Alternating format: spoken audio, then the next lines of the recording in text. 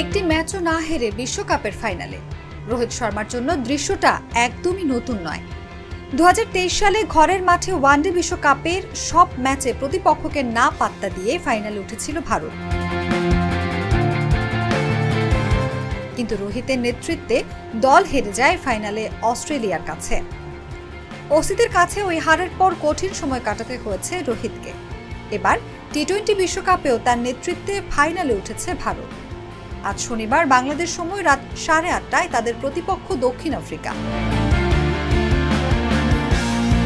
এই ম্যাচে ভারত হারবে না বলে বিশ্বাস ভারতের সাবেক অধিনায়ক সৌরভ গাঙ্গুলির। তিনি বলেন, আমার মনে হয় না 6 মাসের মধ্যে দ্বিতীয়বার ফাইনাল হারবে রোহিত শর্মা। হারলে হয়তো বার্বাডোসের সমুদ্রে ঝাঁপ দেবে। এবারও দুর্দান্ত ব্যাটিং করেছে সে, দলকে ভালো নেতৃত্ব দিয়েছে। ওর অধিনায়কত্বে ভারতীয় দলের উন্নতি দেখে আমার খুব ভালো লাগছে।